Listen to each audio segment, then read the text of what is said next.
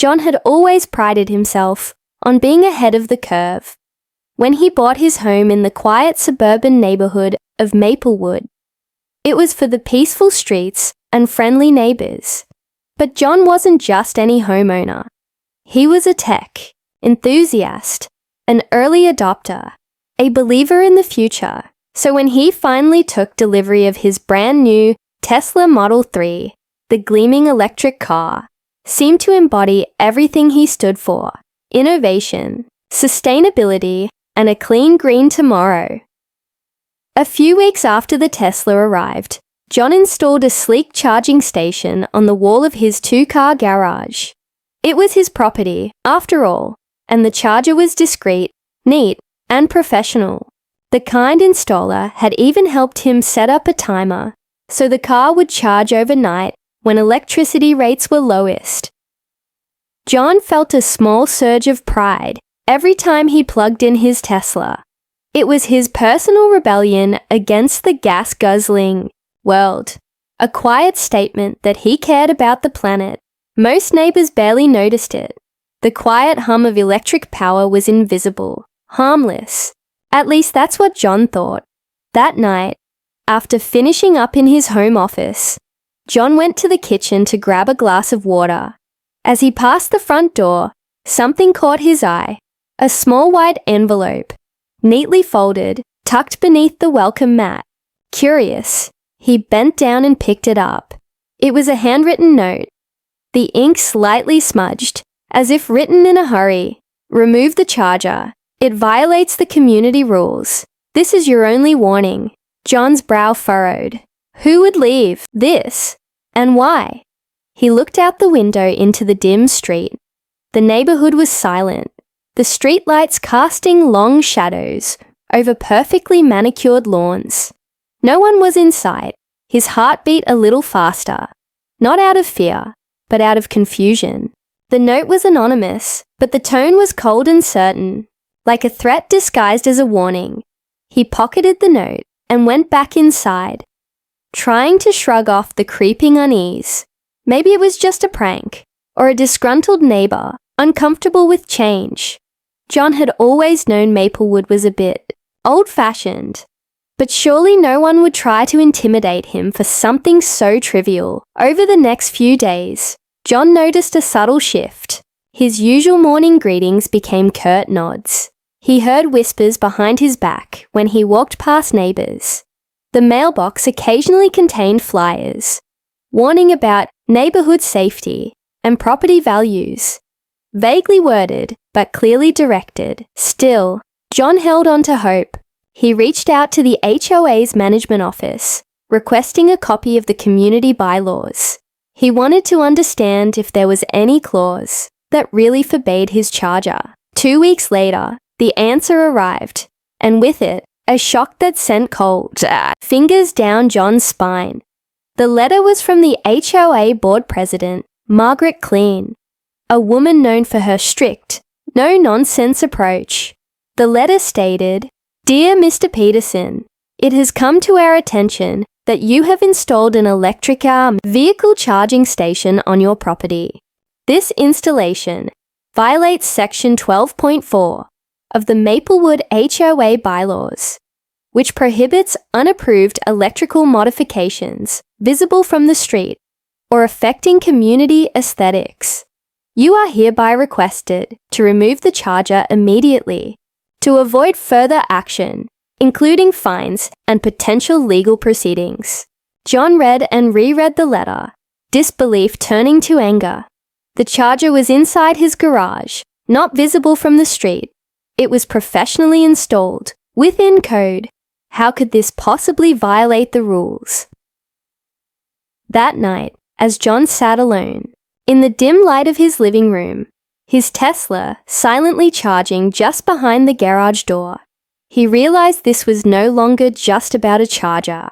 It was a battle he never expected, a fight between the future and the past, between one man's right to innovate and a community clinging stubbornly to old rules. And somewhere, unseen but very real, the forces aligned against him were already moving, John stared at the letter from the HOA board president. Long after his eyes had blurred, it felt like a slap in the face.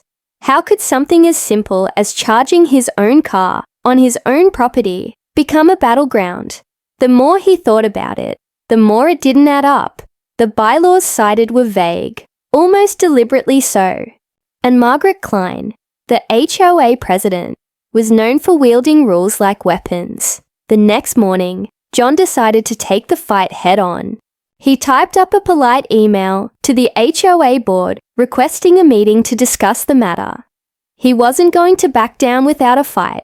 After all, this was his home, his garage, his car. But instead of a conciliatory reply, John received an even sterner letter within days. This time, it was an official notice from the HOA's legal counsel, warning that failure to comply with the removal demand would result in fines and a lawsuit. The letter was cold, mechanical, no room for negotiation. John's gut twisted. He called a friend, Lisa, who had recently gone through a dispute with her HOA over a backyard fence. "These boards can get brutal when they want to," she warned. "They have power, and they're not afraid to use it. You need a lawyer." The stakes suddenly felt real. But John wasn't just worried about himself. He was worried about the community he once loved. Why was the HOA so dead set on this? Was it just a matter of bylaws, or something deeper? He decided to attend the upcoming HOA board meeting, held in the community clubhouse. The night of the meeting arrived, the room packed with neighbors in folding chairs, murmurs buzzing in the stale air. John felt eyes on him the moment he walked in, some curious, some cold. Margaret Klein was already seated at the head table, her sharp gaze cutting through the crowd like a scalpel. When it was John's turn to speak, he stood, trying to steady his voice. "Good evening. I want to understand how my Tesla charger violates any community rule. It's inside my garage, professionally installed, and invisible from the street. I'm happy to work with the HOA, but I believe this rule is outdated and vague." A hush fell. Then Margaret's voice rang out, calm but firm. "Mr. Peterson, the board's decision is unanimous. Section 12.4 exists to protect the community's character and property values.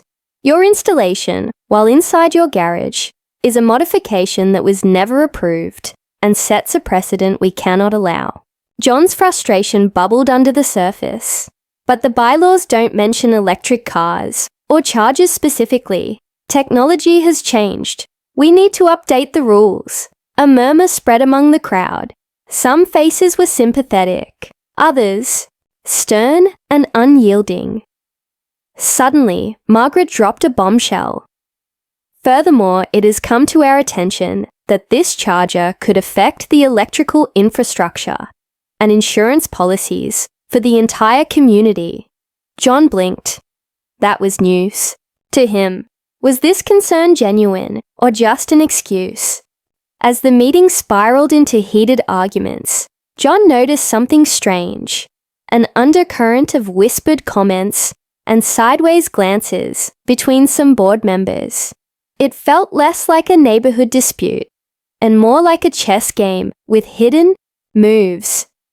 After the meeting, as John packed up his things, a neighbor approached him quietly. "Be careful, John," she said, eyes darting nervously. "There's more going on here than you know. The HOA board isn't just about keeping the lawns trimmed." John's curiosity ignited into something sharper, more urgent. Who exactly was behind the push to force him out? What were they trying to protect? And how deep did the roots of this conflict really go? That night, John couldn't sleep.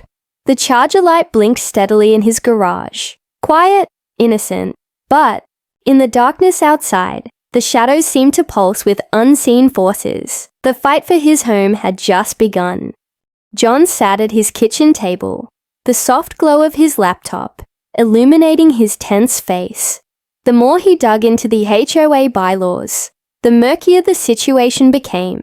Section 12.4, the clause cited by the board president, was suspiciously vague, a catch-all phrase about unapproved electrical modifications visible from the street or affecting community aesthetics.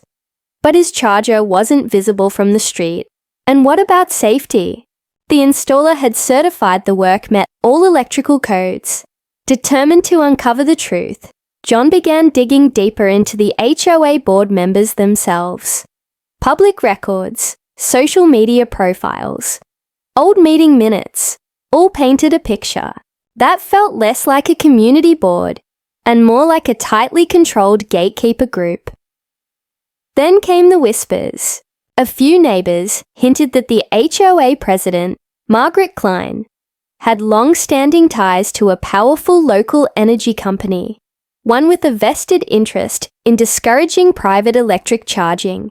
If homeowners installed chargers, it could threaten the company's profits. John's heart raced. Could the fight over his Tesla charger actually be about money and influence, not just neighborhood rules? Late into the night, John uncovered a series of emails, hidden in public archives, between Margaret and executives from this energy company. The emails suggested a push to enforce bylaws strictly, using any vague rule as leverage to keep private charging stations out of the community.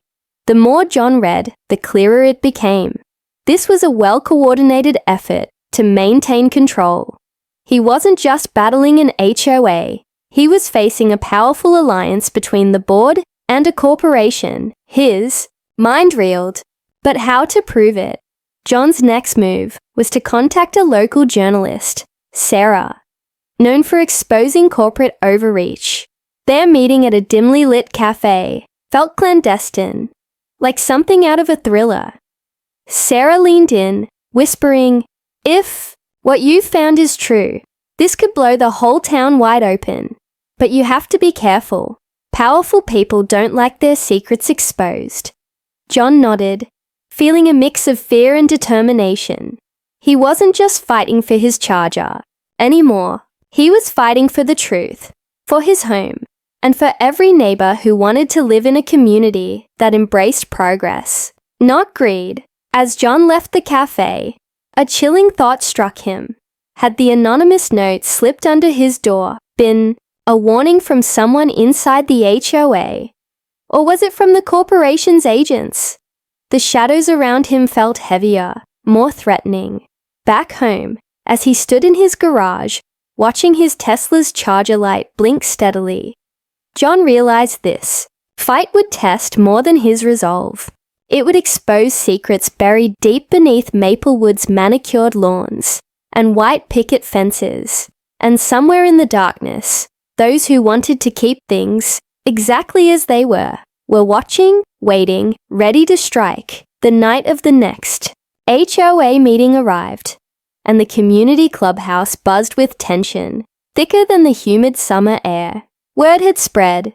John wasn't just challenging a bylaw anymore.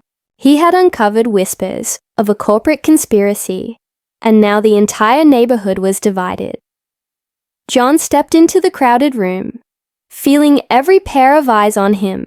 Some stared with admiration, others with suspicion, and a few with thinly veiled hostility.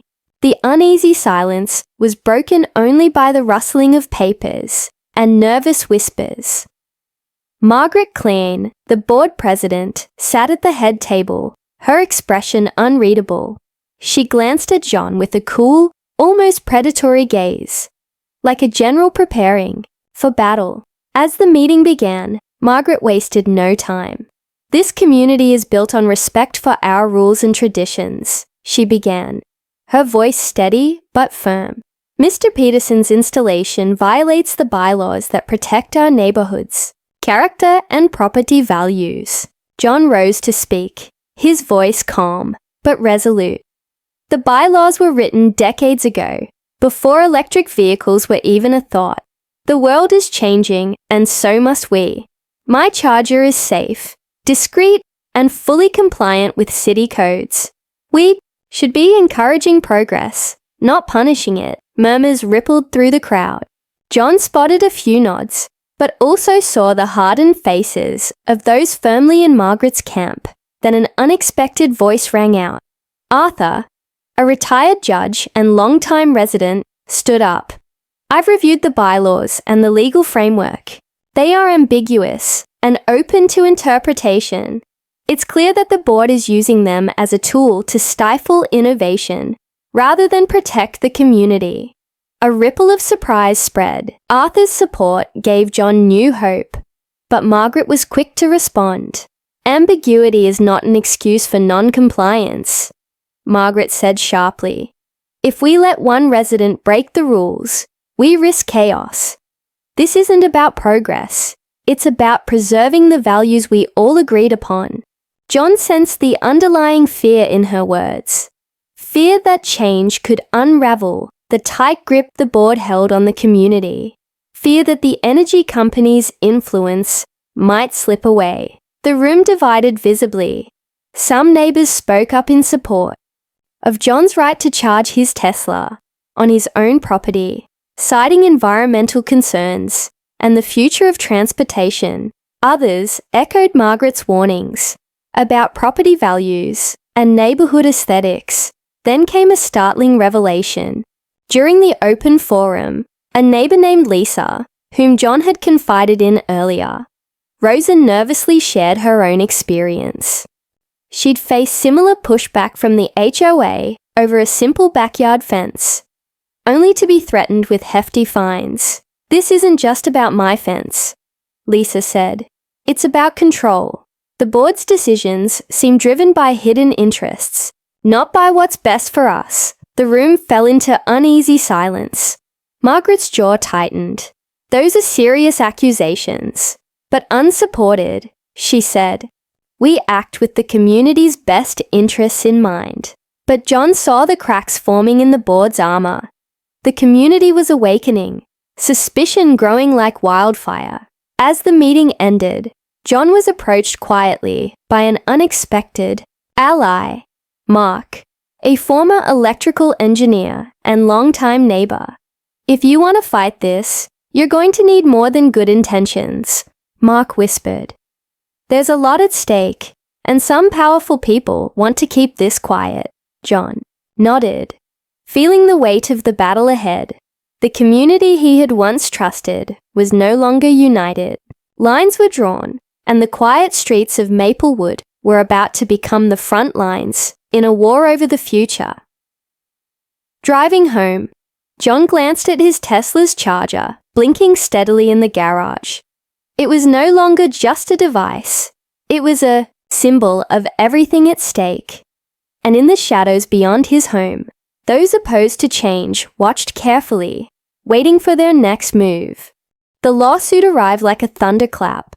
John's mailbox, once a place of mundane bills and advertisements, now bore the weight of a formal summons from the Maplewood HOA's attorney. The letter was precise, cold, and merciless. Failure to remove the Tesla charger within 30 days would lead to substantial fines and a court battle. John sat at his kitchen table, hands trembling as he read and reread the document. It felt like a trap, one he hadn't seen coming until it was snapping shut around him. The HOA wasn't bluffing. They had decided to use every legal weapon in their arsenal to crush him. Determined not to be overwhelmed, John immediately sought legal counsel. Enter Rachel Myers, a sharp and fiercely independent attorney known for her expertise in property and environmental law. She listened carefully as John laid out the saga, her eyes narrowing with each detail. This goes beyond a simple bylaw dispute, Rachel said firmly. The HOA's vague rules give them a foothold, but you have grounds to challenge this, especially with the growing recognition of electric vehicles. But be prepared. This won't be easy. The news spread quickly through Maplewood. Some neighbors quietly voiced support for John, admiring his courage to stand against the powerful board. Others kept their distance, afraid of becoming collateral, damage in the looming legal war. Days turned into restless nights. John's phone rang with strange calls, silent and untraceable. His mailbox once again bore anonymous notes, this time with harsher warnings. Drop it now. You're playing with fire. Despite the pressure, John's resolve hardened. Rachel advised gathering evidence, professional certifications of the charge's installation, local building codes supporting his right, and testimonies from neighbours willing to back him up. Every detail mattered. Meanwhile, John uncovered something else. A new layer of complexity. The energy company, tied to Margaret Clean, was aggressively lobbying city officials to pass regulations restricting private electric charging. Their influence extended beyond Maplewood, threatening to shape policies across the region. The fight was no longer just local. It was becoming a battle against entrenched power, with deep pockets and far-reaching reach. At the next HOA board meeting, the atmosphere was electric. Margaret's tone was colder than ever. This lawsuit is necessary to protect the community and uphold our bylaws, she declared, eyes locking with John's. We will not back down. But John had allies now. Mark, the electrical engineer, had begun hosting informational sessions for neighbours, explaining the safety and benefits of home EV chargers.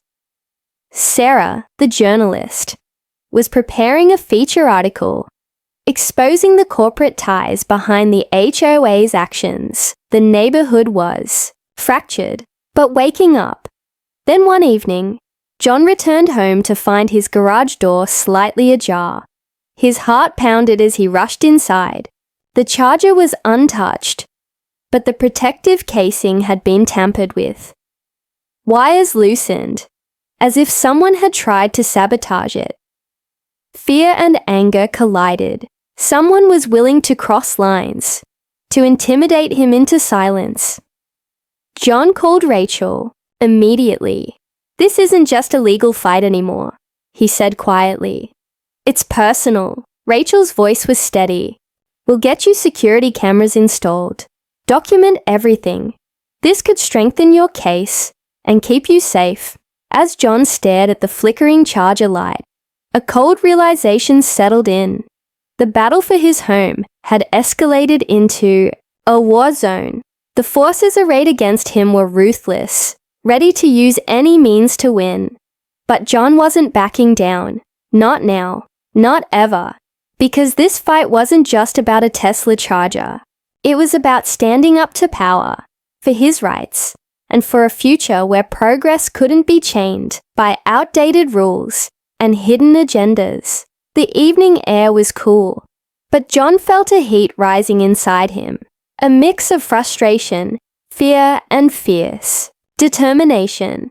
After the attempted sabotage of his Tesla charger, things had shifted. This was no longer just a dispute over bylaws. It was personal.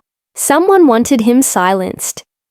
Rachel had helped him install security cameras around the garage and front entrance. The tiny blinking red lights now watched silently. A guardian force in the stillness of the night. John checked the footage obsessively, searching for any sign of intruders. For days, the cameras caught nothing. Then, late one night, a shadow flickered across the frame. Too quick to identify, but unmistakably deliberate. John's pulse quickened as he shared the footage with Rachel. This is harassment, she said, and it strengthens your case. The HOA is supposed to ensure the safety of residents, not put them at risk. But the board and Margaret remained tight-lipped, denying any involvement. The lines of power and influence remained blurred. In the midst of the chaos, an unexpected ally stepped forward. At a local community event, John ran into Mayor Ellen Hart, a progressive leader known for her environmental advocacy. When John told her about the HOA's lawsuit and the sabotage attempt, she didn't flinch. This isn't just a homeowner's dispute, the mayor said gravely. It's about the future of our city and the integrity of our communities. I'll have my office review the HOA's actions and the bylaws. We need to ensure they're not abusing their power." Her words sparked a new fire in John's heart. With the mayor's support, he felt less isolated, more hopeful. Meanwhile, Sarah, the investigative journalist, published her exposé, revealing the tangled web connecting the HOA board, Margaret Klein, and the Energy Corporation, lobbying to block private EV charges. The article shook Maplewood. Emails flooded the HOA office. Calls for transparency grew louder. John found himself at the center of a community awakening, but not everyone was pleased. At the next HOA meeting, the atmosphere was electric. Margaret's demeanor was colder, more guarded. The board pushed to enforce fines against John, citing willful violation of the bylaws. The room buzzed with tension. Just as Margaret prepared to call for a vote, Arthur, the retired judge, stood again. "Enough," he said firmly. "We need to reconsider the bylaws in light of new technology and the community's best interests. This lawsuit only divides us," the crowd murmured in agreement. John spoke from the heart. "This isn't about rebellion. It's about progress and fairness. We must adapt or risk being left behind." Margaret's steely gaze met his. But for the first time, a flicker of doubt crossed her face. After the meeting, Mark approached John quietly. "The board's grip is weakening, but they won't give up easily." John nodded. "We keep pushing. We keep fighting."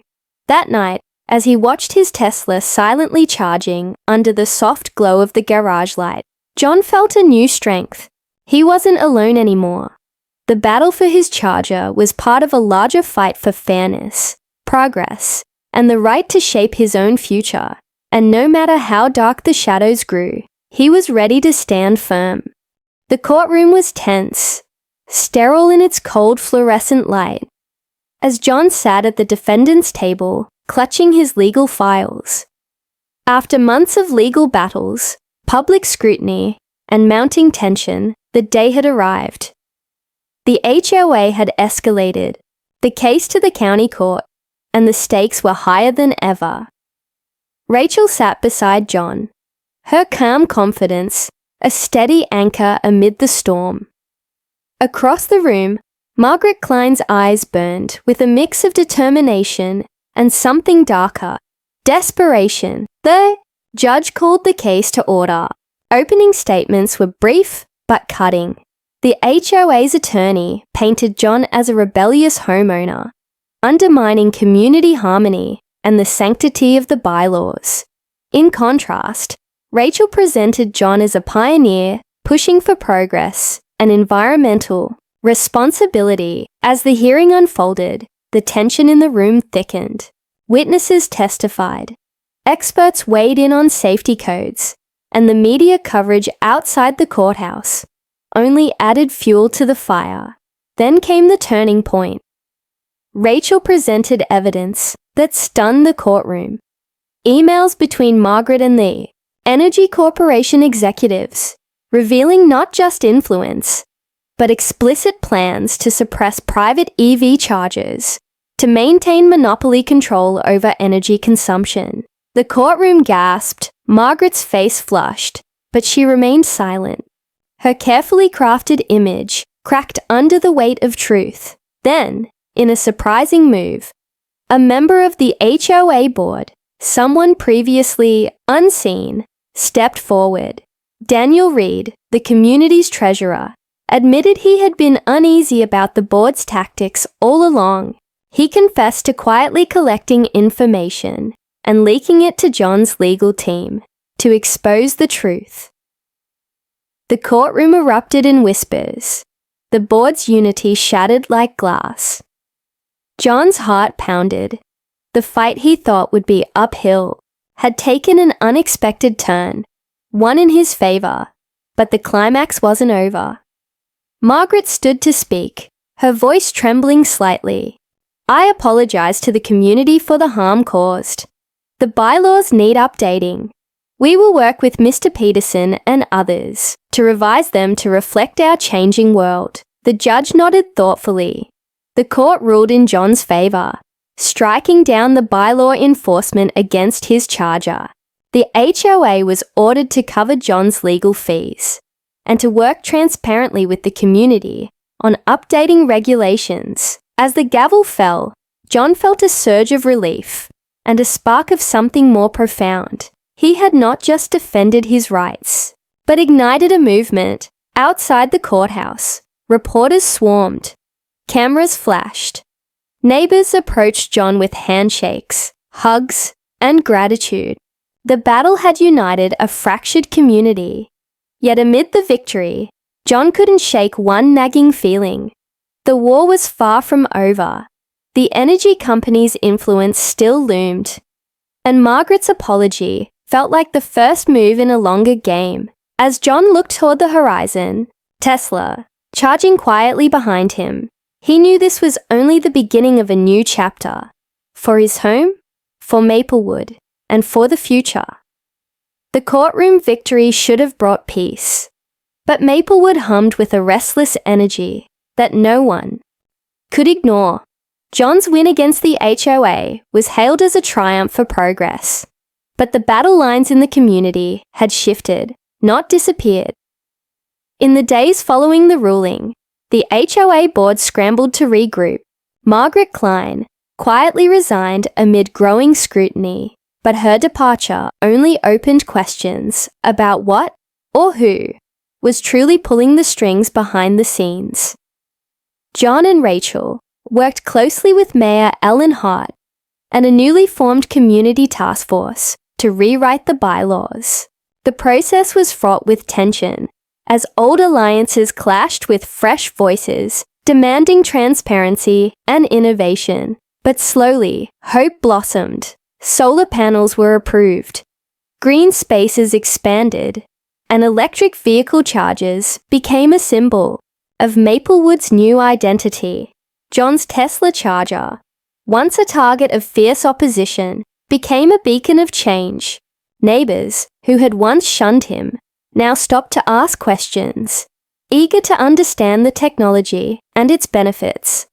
But beneath the surface, a quiet storm was brewing. One evening, as John reviewed the new bylaw drafts at his kitchen table, an encrypted email popped into his inbox. The sender was anonymous.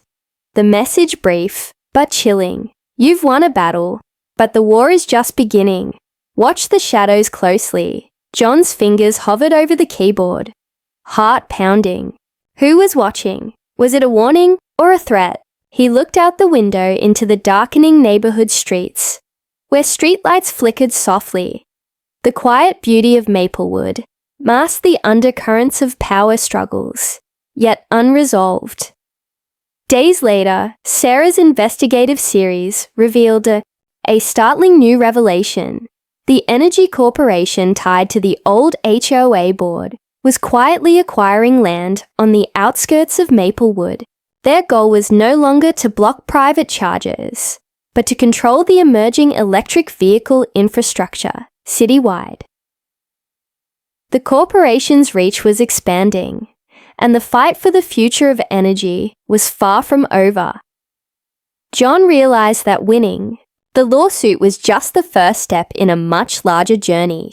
Maplewood had awakened, but the forces aligned against progress were adapting, evolving. In the final scene, John stood in his garage, watching his Tesla's charger pulse with steady light. He felt a mix of exhaustion and resolve. The community had changed because of him, but vigilance was now the price of progress. And somewhere, in the shadows beyond Maplewood's manicured lawns, new players were already making their moves. John smiled grimly, ready for whatever came next.